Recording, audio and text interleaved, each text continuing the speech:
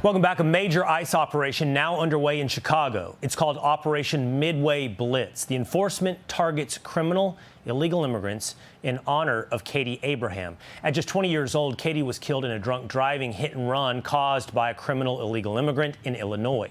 It comes as the Supreme Court today says the Trump administration can continue ICE raids in California. But Democrats across the country are resisting federal assistance by redefining the role of law enforcement. I want to be clear that, law enforcement isn't to prevent crime. Law enforcement solves crime, okay? That is what they're supposed to do. They are supposed to solve crimes, not necessarily prevent them from happening, per se. Always wrong, always certain, never in doubt. That's the style from Jasmine Crockett. Of course, law enforcement's job is to solve crime and to prevent crime. Democrat leaders in Chicago reject, though, Donald Trump's help. Our next guest says it's because they are more afraid of being politically humiliated rather than protecting their own citizens. Retired Chicago Police Superintendent Jody Weiss joins me now. That's an interesting perspective, Jody. You know, I had considered that this is largely about opposition to President Trump. If President Trump is in favor of sunlight, then they are in favor of darkness. Always on the other side of Donald Trump. But what you're pointing out is, well, if he succeeds, it embarrasses the leaders of Chicago.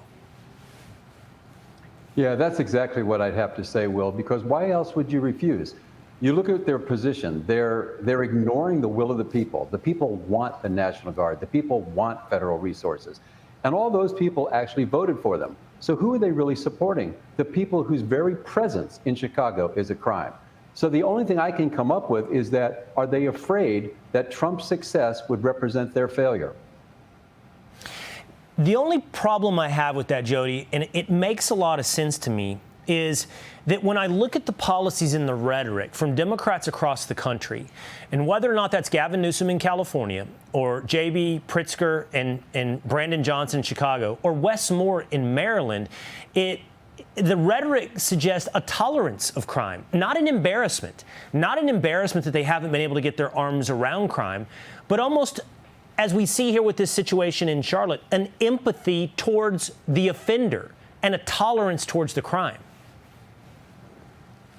Yeah, I see your point on that, Will. And although I would say that the tolerance is almost cover for embarrassment.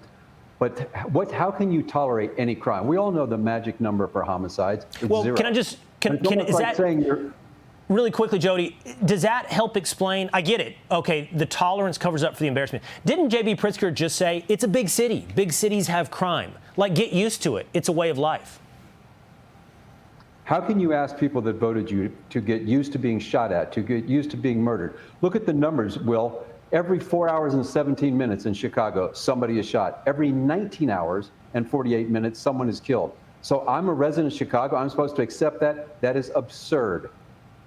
Yeah, it's absolutely absurd. And I don't know whether or not it's your explanation or mine, how it's not, the question no longer is how the politicians in these places get away with being the way they are, but why the voters in those cities continue to put these types of people in charge of the city. And maybe you're the best person to answer that, much better than I. I don't live in Chicago.